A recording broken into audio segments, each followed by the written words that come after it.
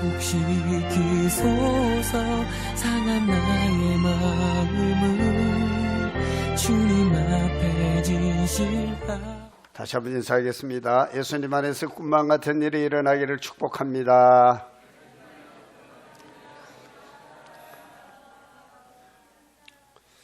네, 5월은 가정의 달입니다.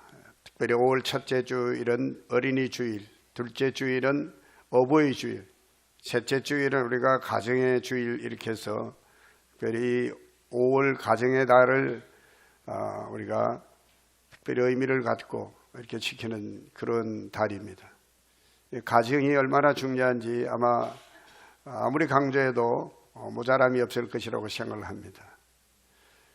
하나님께서 이 땅에 창조하신 제도 가운데 사람 말고 사람으로 하여금 가정을 이루도록 처음에 하나님께 세우셨습니다. 그 가정을 에덴이라는 행복한 낙원, 곧 천국이죠. 지상에 세우신 그 천국이 바로 가정이었습니다. 오늘날 가정이 많이 위기에 직면해 있습니다. 가정이 깨지고 가정이 무너지고 있습니다. 이런 시기에 이 5월이 갖는 의미가 더 크다 할 수 있습니다. 특히 어린이들은 가정에 있어서의 미래에 해당합니다. 또 한 나라의 미래이기도 합니다. 안타까운 것은 지금 우리가 살고 있는 이 시대, 지금 우리나라 현실은 어린이들이 점점 줄어들고 있습니다. 그 이유는 결혼을 했어도 아이를 낳지 않습니다.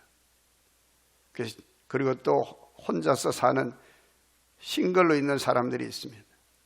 또 같이 살지만 자식을 낳지 않고 사는 그런 부부들도 많이 있습니다. 또 결혼해서 아이를 낳기 전에 깨지는 그런 가정도 많이 있습니다.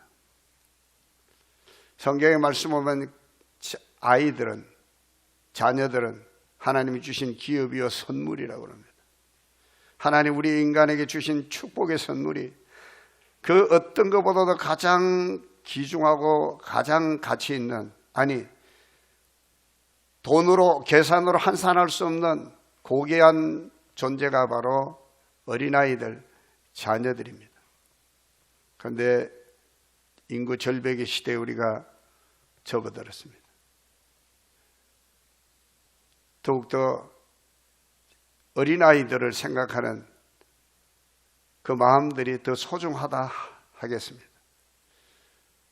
오늘 본문의 말씀을 통해서 어린아이를 축복하신 예수님, 이런 제목으로 말씀드릴 때 많은 은혜가 되시기를 바랍니다. 20세기는 어린아이들에게 독립된 인격을 부여하는 그런 세기라고 합니다. 그 어린아이 시기에 맞는 삶을 향유할 수 있도록 법적인 또 제도적인 이런 것들이 갖춰지기 시작한 시기입니다. 그러나 20세기 초에는 그렇지 않았습니다. 어린 자녀들을 부모나 이 사회의 어떤 부속물 정도로 이해했던 적도 있습니다. 특히 20세기 우리 한국의 실정은 당시 일제시대였습니다. 그 일제시대에 우리나라의 어린아이들, 지금으로 우리의 조상들이죠. 그분들은 어린아이였을 때 무시를 당하고 심지어는 일본 애들로부터, 일본 사람들로부터 소센증이라고 이렇게 멸시를 당하기도 했습니다. 그때 당시 일본에 유학 중이던 소파 방정환이라는 분이 어린아이들을 존중히 여겨야겠다. 그래서 어린아이들에게 존댓말 쓰는 운동을 일본에서부터 펼치기 시작했습니다. 방학 때 조선에 들어와서 제일 먼저 한 일이 어린아이들이 무시당하고 있는 그 사회 현실 속에서 어린아이들이 어떻게 하면 존중히 여길 수 있을까? 그래서 어린이라고 하는 말을 만들어서 사용하도록 했습니다. 이 어린이라는 말은 원래 어리신이, 이 말의 준말이 어린이로 변했다고 합니다. 교회는 1927년부터 5월 5일을 어린이주, 이제 5월 첫째 주일을 어린이주일로 지킵니다. 그런데 1921년에 소파방정환 선생이 어린이라는 말을 처음 사용했고 또 어린이날을 제정해서 지키기 시작했습니다. 물론 소파방정환 선생은 천도교 교인이었습니다. 천도교에서 제일 먼저 어린이날을 지키기 시작했고 그 이후에 이제 소파방정환 선생이 색동회라는 이런 그 모임을 창설하고 난 다음부터 5월 5일을 어린이날로 지켜오다가 해방에 대해서는 또 아동복지법이라는 법이 1975년도 제정되면서부터 이 어린이날을 5월 5일을 공휴일로 이렇게 지키고 있습니다. 그만큼 어린이들이 귀중하다는 얘기죠.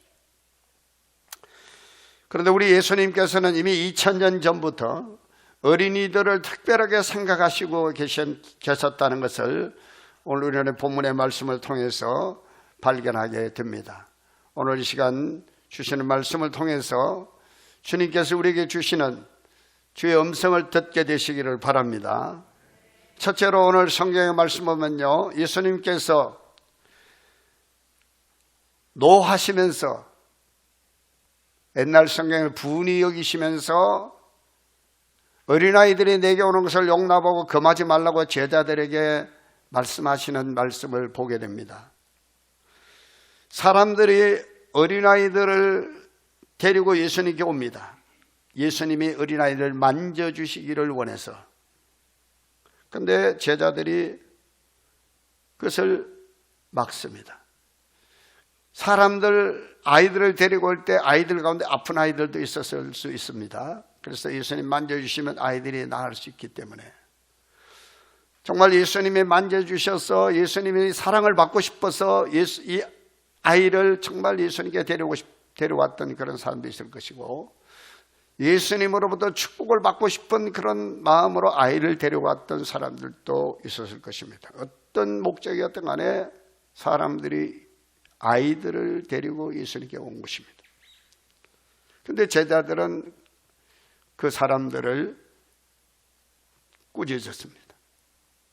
이를 보신 예수님께서 노하시면서 오늘 읽어드린 그 말씀대로 어린아이들이 내게 오는 것을 용납하고 금하지 말라, 이렇게 예수님께서 말씀을 하셨습니다. 왜 어린아이들이 내게 오는 것을 금하느냐 이렇게 책망하고 계신 것입니다. 예수님께서 어린아이들이 내게 오는 것을 금하지 말아라. 저는 이 말씀을 이렇게 이해해 봤습니다. 어렸을 때부터 어린아이들을 예수님께로 데려와야 된다. 어렸을 때부터 예수님과 가까이 하는 어린이가 되게 해야 한다. 어렸을 때부터 주님의 말씀을 가까이 해야 된다.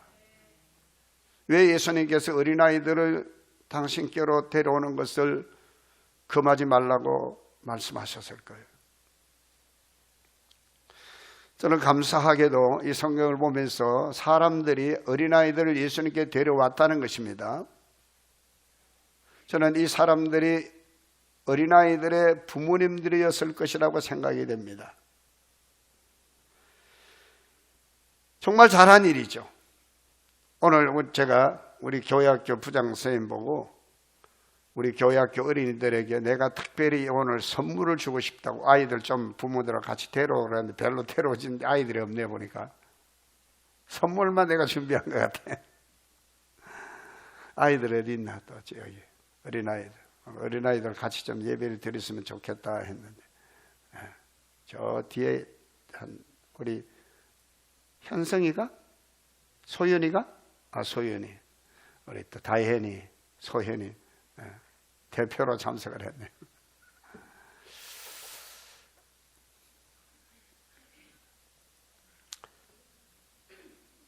예수님의 사랑을 받게 하고 싶고 예수님의 축복을 받게 하고 싶은 그 부모의 마음이 아이들을 예수님께로 데려왔다고 그렇게 저는 믿어요. 어느 부모가 자식들이 잘 되지 않기를 바라는 부모가 있겠습니까? 주님의 사랑을 받으며 살고 싶은 그런 부모들. 오늘 본문의 이 사람들은요, 그런 분들입니다. 제자들은 그 부모님의 심정을 이해를 못한 것 같아요. 저는 부모의 심정을 이해하는 거예요, 지금. 예수님도 부모의 마음을 이해하신 거예요. 왜? 예수님께 데려가야 축복받기 때문에, 잘 되기 때문에, 할렐루야. 믿음으로 바로 서기 때문에, 인생을 바르게 살 수 있기 때문에, 그래서 예수님께 데려왔다. 그렇게 저는 믿습니다. 정말 하나님의 축복을 받기를, 여러분의 자녀가 하나님의 축복 받기를 원한다고 하면 예수님께로 데려오시기를 바랍니다. 세상 어느 곳보다도 주님께로 데려오는 것이 그 자녀를 위한 가장 좋은 일임을 믿으시면 크게 아멘 하십시다.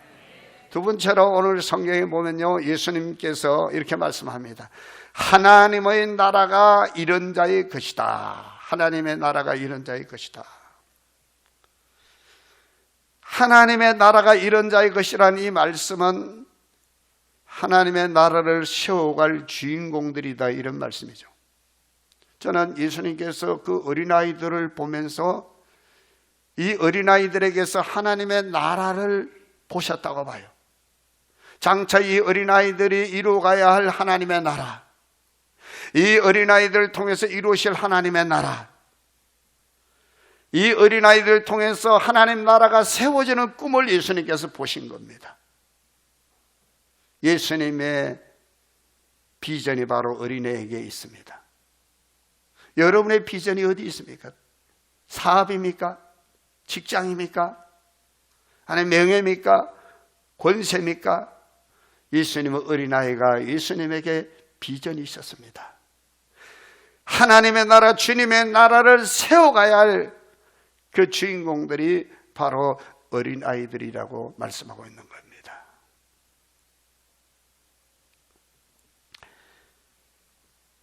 저는 이 말씀을 이렇게 또 이해했습니다. 어린아이들은 정말 귀중하고 소중한 존재구나. 마태복음 18장 3절의 말씀 보면 진실로 너희에게로 오노니 너희가 돌이켜 어린아이들과 같이 되지 아니하면 결단코 천국에 들어가지 못하리라. 얼마나 어린아이들이 소중하고 귀중한 존재인지 예수님이 말씀하고 있습니다. 어린아이 같아야 된다는 거예요, 전부 다. 천국에 들어가려고 하면. 여러분도 천국 들어가시길 원하시면 아멘. 그럼 어린아이 같아야 되는 겁니다. 어린아이. 얼마나 소중한 존재입니까, 어린아이들이. 마태복음 18장 5절로 6절에도 예수님이 이렇게 말씀합니다. 또 누구든지 내 이름으로 이런 어린아이 하나를 영접하면 나를 영접하면이, 누구든지 나를 믿는 이 작은 자 중 하나를 실족하게 하면 차라리 연자 맷돌이 그 목에 달려서 깊은 바다에 빠뜨려지는 것이 낫다. 어린아이를 영접하는 것이 누구를 영접하는 것 같다고요? 예수님을 영접하는 것 같다. 정말 여러분, 예수님은 우리에게 얼마나 귀중하신 분입니까? 바로 예수님 같다고 말씀하고 있는 거예요. 어린아이가. 어린아이와 예수님의 동격입니다. 예수님과 어린아이가. 여러분 아셨어요? 어린아이가 여러분 같이 가나 예수님과 동격이라니까. 이해가 됐었으면 아멘. 그냥 어린아이를 어린아이로 취급하지 마세요. 어린아이는 예수님과 동격입니다. 예수님이 그렇게 말씀하셨어요. 어린아이를 영접하는 것이 곧 나를 영접하는 것이라고 말씀하셨어요. 그리고 예수님은요, 어린아이 하나를 실족하면 차라리 연자 맷돌, 그것도 그 사람의 손으로 이렇게 돌리는 맷돌이 아니라 그냥 소나 이런 짐승이 그냥 말이나 소가 그냥 끌면서 이렇게 돌리는 맷돌, 이게 연자 맷돌인데 그 연자 맷돌을 메고 그냥 깊은 바다에 빠지면 다시는 올라오지 않는 거죠. 완전히 그냥 빠지는 거죠. 그거보다도 차라리 연자맷돌을 메고 깊은 바다에 빠지는 것이 더 낫다. 그만큼 어린아이를 소중히 여기시는 주님의 마음을 우리가 읽게 되는 것입니다. 여러분, 어른들이 어린아이들을 대할 때 함부로 대하는 경향이 많습니다. 물론 저도 반성을 하면서 이 설교를 합니다마는 어린아이가 보통 귀중한 존재가 아니라니까요. 어떤 사람은 내 자식은 귀중한데 남의 자식은 별로 귀하게 생각하지 않는 분도 계세요. 내 자식이건 남의 자식이건 어린아이들은 다 귀중한 존재입니다. 예수님과 동격이니까. 할렐루야. 오늘부터 그런 인식을 바꾸십시다. 그 어린아이에 대해서 얼마나 해꾸지 않은 사람들이 많습니까? 세상에는. 정말 우리 그리스도인들은 이 세상을 변화시켜 나가야 될 분들인데, 먼저 우리들부터 어린아이 대할 때 누구를 대하듯 대해야 된다? 예수님을 대하듯 믿으시기 바랍니다. 그리고 어린아이들에게는 너는 보통 사람이 아니야. 너는 귀중한 존재야. 너는 앞으로 하나님 나라를 세워야 할 존재야. 너는 예수님과 같은 존재야라고 자존감을 심어줘야 합니다. 그래야 그 사람이, 그 아이가 커서 앞으로 큰 생각을 가지고 큰 일을 할 수가 있죠. 세 번째로 오늘 성경은요, 누구든지 하나님의 나라를 어린아이 같이 받들지 않는 자는 결단코 그곳에 들어가지 못하리라. 받들지 않는 자는 결단코 그곳에 들어가지 못하리라. 누구처럼? 어린아이 같이. 여기 받들다는 말을 헬라어로는 데코마이라는 단어인데, 이 데코마이라는 단어 영어 성경을 보면 receive라고 합니다. receive라는 말이 영접하다, 받아들이다, 그런 뜻이에요. 우리가 요한복음 1장 12절 말씀 잘 알잖아요. 영접하는 자 곧 그 이름을 믿는 자들에게는 하나님의 자녀가 되는 권세를 주셨으니. 영접하는 자, yet to all who received him. 예수님을, 주님을 영접하는 자, 영접한다는 말을 하면서 그 다음 나오는 말이 뭐냐? 믿는 자, 그렇게 하고 있습니다. believed him, believed in his name, 그 이름을 믿는 자. 그러니까 믿는 것과 영접하는 것은 같은 뜻입니다. 요한복음 1장 12절의 말씀은. 그러니까 여러분, 어린아이들이 받든다, 이 말씀은, 어린아이같이 받든다는 말씀은 어린아이같이 믿는다는 말씀이에요. 어린아이들은 순수합니다. 어린아이들은 순수하게 편견 없이, 계산 없이 있는 그대로 받아들입니다. 천국 믿습니다. 순수하게. 여러분, 하늘나라에서 온 편지라고 하는 그런 특집극이 있는데, 세계 어린이 편지석에 대해서 우리나라 한 시골 어린이가 받은 최우수상을 받은 그 작품인데, 하늘나라의 아버지가 먼저 세상을 떠나 하늘나라에 가셨어요.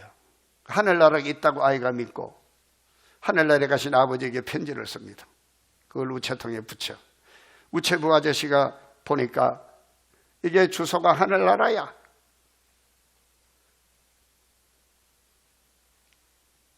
뜯어봅니다. 보니까 하늘나라에 계신 아버지에게 구구절절히 쓴 편지요. 고민하다가 이 우체부 아저씨가 답장을 씁니다. 그리고 하늘나라에 있는 아빠가, 그 아이가 그 편지를 받아들고는 진짜 하늘나라에서 아빠가 보낸 답장인 줄 알고 그걸 받아들이고 기뻐합니다. 그런 내용이에요. 어린아이들은 이렇게 순수합니다. 어린아이같이 순수하게 믿지 않으면 하늘나라에 들어갈 수 없다라고 말씀하고 있는 겁니다. 어린아이들이 얼마나 이렇게 순수합니까? 여러분, 우리가 힘으로 하늘나라 갈 수 있습니까? 어떤 공로로 하늘나라 갈 수 있습니까? 명예로 하늘나라 갈 수 있습니까? 우리의 공로로 하늘나라 갈 수 있습니까? 오직 예수 그리스도를 믿는 믿음으로만 갈 수 있는 나라가 하나님 나라인 줄 믿습니다. 어린아이는요 그저 순수하게 그냥 믿는 겁니다. 그래서 옛날 교회 학교에서 이런 찬양을 많이 합니다. 더 멀어도 못 가요 하나님 나라, 힘멀어도 못 가요 하나님 나라, 거듭나면 가는 나라 하나님 나라. 무엇으로? 믿음으로 가는 나라 하나님 나라. 그래요, 믿음으로만 가는 나라입니다. 어린아이들은 순수하게 믿어요. 그 특징을 가지고 예수님 말씀하신 겁니다. 어린아이가 때가 묻으면 안 돼요. 어린아이는 그냥 순수해야 돼요. 그 순수함을 어른들이 본받도록 예수님 말씀하고 있는 겁니다. 여러분, 마지막으로 예수님께서요 어린아이들을 축복하셨습니다. 본문 16절 말씀해 보면요 어린아이들을 안고 그들 위에 안수하시고 축복하셨다고 말씀합니다. 이 말씀은 어린아이들은 축복의 대상이라는 것입니다. 어린아이들이 자라서 앞으로 나라의 기둥이 될 것이고 무엇보다도 하나님 나라의 든든한 일꾼들이, 주인공들이 될 것이기 때문입니다. 어린아이들이 복을 받아야 합니다. 그래서 우리 옛날 어르신들은 아이들이 코를 흘릴 때마다 흥해 그래서 잘 되라는 얘기죠. 그대로 됐습니다. 여러분, 부모가 어떤 부모이든지 간에 그 어린 자녀들을 대할 때 이 자녀는 축복의 대상이다, 이렇게 생각할 수 있게 되시기를 바랍니다. 하나님께서 우리에게 축복하도록 주신 선물이기 때문에 그렇습니다. 그래서 여러분, 저도 목회를 하다가 한 2년 동안 애가 없다가 3년 만에 우리 큰애가 나왔는데 달라지는 게 있더라고요. 교회 분위기가 달라지더라고 보니까. 교인들이 맨날 둘만 있으니까 신혼부부처럼 생각해서 그런지 대화를 할 수가 없어. 둘이가 너무 단란하게 잘 지낸다고 생각해서 그런지 교인도 몇 안 됐지만, 근데 애가 있으니까 말거리가 생기는 거야. 애가 어떠냐 저떠냐 그러면서 애가 예쁘니 뭐 이러면 하면서, 그러니까 분위기가 달라지는 거야. 교회가 이게 축복이구나 이런 생각을 했어요. 부부가 살다가 둘만 살면 얼마나 재미가 없겠어. 애가 있으면 어떻게 그 애 때문에 그냥 웃음꽃이 피는 거야.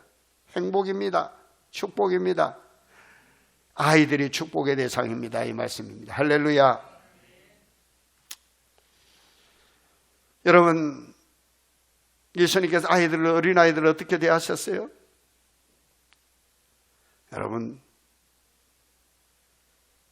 이런 귀한 어린아이들을 여러분의 자녀들로, 여러분의 자손들로 주신 것을 감사할 수 있게 되시길 바랍니다.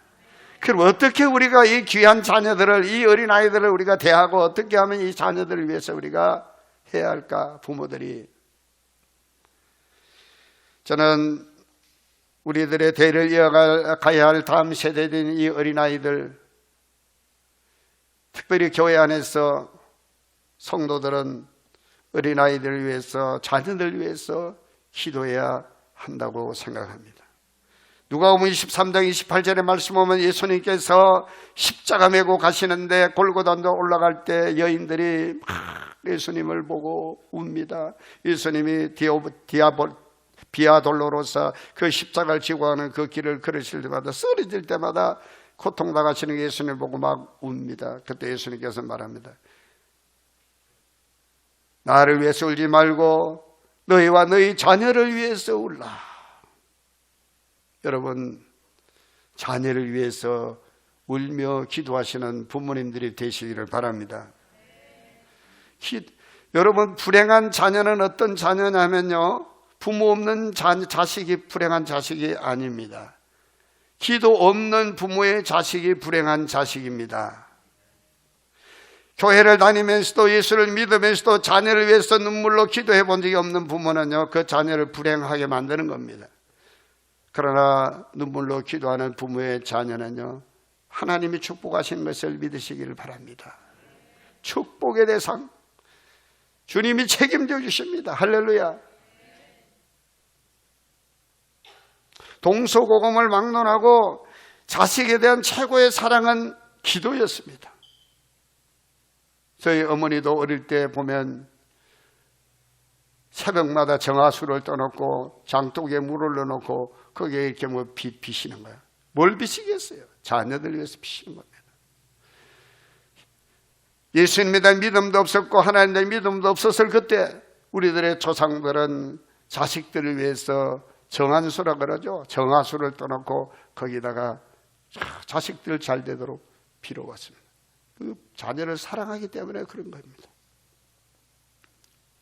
여러분, 우리 믿음의 성도들은 믿음의 자녀들을 위해서 기도할 수 있게 되시기를 바랍니다. 눈물로 기도하는 부모의 자녀는 결코 망하지 않습니다. 잘못되는 법이 없습니다. 잠시 쓰러졌다가도 주님이 다시 일으켜 주십니다. 7번 넘어져도 8번 일으켜 세워주시는 은혜가 있게 될 줄로 믿습니다. 여러분의 자녀가, 어린 자녀들, 여러분의 자손들이 잘 되기를 정말 원하신다고 하면 위에서 눈물로 기도할 수 있게 되시기를 바랍니다. 장성한 자녀도 마찬가지입니다. 부모는 눈에 흙이 들어가는 그 순간까지 자녀를 위한 책임이 있습니다.